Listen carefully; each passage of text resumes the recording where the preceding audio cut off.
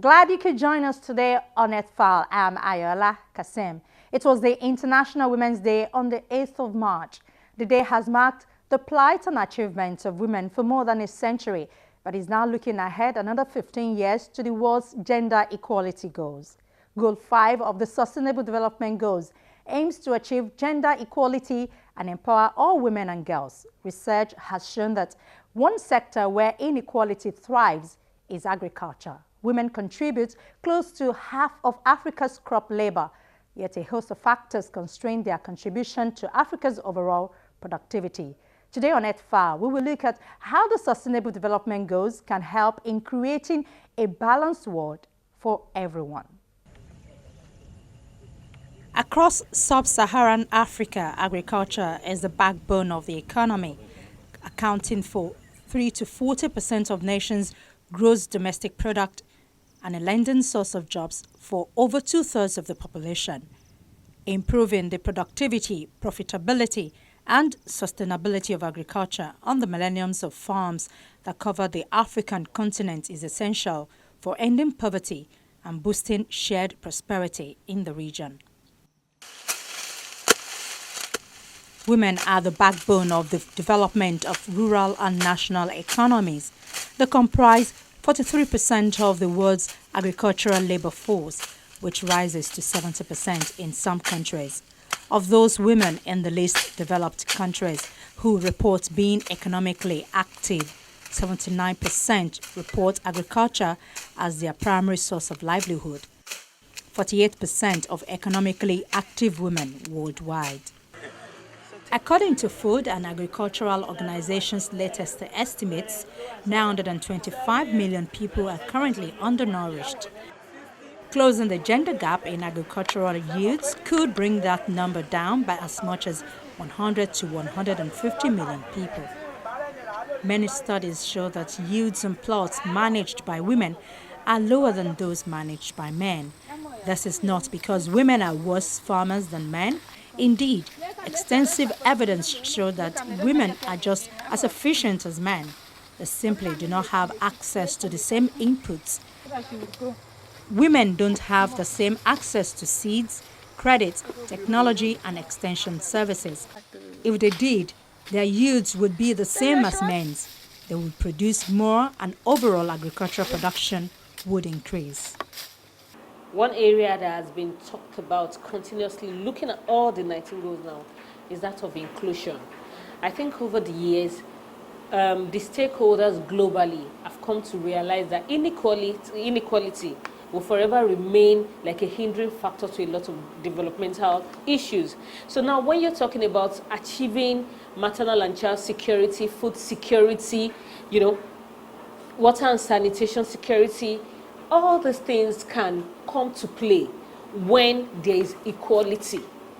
In a situation where there is no equality, where some people have access compared to the others, where some people feel a sense of belonging compared to the others, there definitely will always be problems. So you can see that it's obvious that the world bodies have come to understand this, and that has shown in the way it is with the Sustainable Development Goals. There's been a lot of equity, making sure that the main goal is leaving no one behind. Obviously, by the time nobody is left behind, definitely would, by 2030, we'll be able to now think of it and say, yes, I think we've been able to achieve development, and this development has been sustainable. But the inequality has not deterred some from farming. Olabisi is a graduate of Ladoke Akintola University of Technology, Ogbomoso, where she studied agronomy. She graduated in 2014 and rented a 10-acre farm in Ajaja, a sleepy hamlet in Akinyele local government area in Oyo State. And her main crop is cassava intercropped with maize. She pays 30,000 naira a year for the land, but according to her, her job has not been easy. And the laborers that work here, they are not always available. And anytime they are available, their demand is so high. It's on the high side. So the major challenges we have been facing concerning this farm in aspect of labor is their scarcity and their high demand. Their price is so high. Then by the time you even take out the produce from the farm and you sell, deduct the money that you pay to laborers, nothing is left. Talk less of what you even invest in the farm. Apart from labor, her crop has not been growing as expected despite her best efforts so far. Weed control is my major problem, and when it comes to aspects of these herbicide, the chemicals that I'm using, that we can use, they will tell you they cannot undo it, and most of them are not ready to learn. They are not ready to allow you to tell them put a thing inside your sprayer, and at the same time they will tell you they prefer to use their cutlass and hoe and make their money. How much will you give them if they want to spray for you?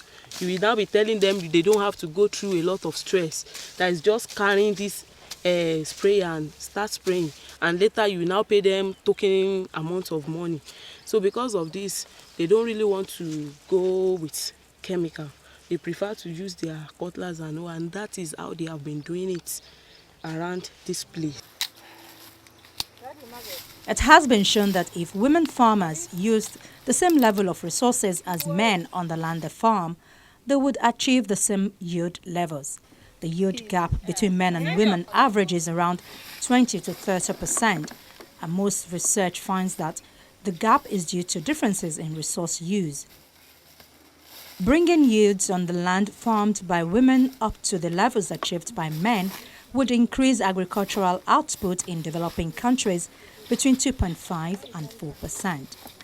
Women in sub-Saharan Africa have relatively high overall labor force participation rates and the highest average agricultural land force participation rates in the world. Increasing production by this amount could reduce the number of undernourished people in the world in the order of 12 to 17%. For the smallholder farmer in Africa, escaping poverty is made doubly hard by the fact that climate change makes water less available, land more arid, and weather more unpredictable. Why we have not been able to achieve so much in MDG, especially in developing countries like Africa. And part of it has to do more with governance, with issue of poverty, with issue of economic policy, with issue of what we call development process. And then along the line, we have also have to fight what we call climate change. I've always described climate change as the greatest threat to human life in this century. Not only in Nigeria, in many parts of the world, access to resources is a major cause of conflict. There are people fighting over land. I don't have enough land, or somebody has taken my land, and that can be a conflict, even inter-country conflict. There are people fighting over water, access to water. One of the problems we have in the broader eastern part of Africa is where the UN actually is intervening in Darfur. In Darfur, Sudan, one of the causes of the conflict that has been going on, there are other factors, but it is partly access to resources and mainly water. So how we manage our resources is very, very important. And this is not new to Nigeria. How you manage resources in many parts of the country has been a cause of some conflicts. And yes, I agree, this is something that the country has to take very seriously. And I hope with the focus that we have now, very clear and targets in the Sustainable Development Goals, which actually the government of Nigeria has adopted. Experts say to fully achieve the first Sustainable Development Goal of ending poverty, women's rights to equal access to social protection safety nets and use of latest technology in agriculture must be ensured.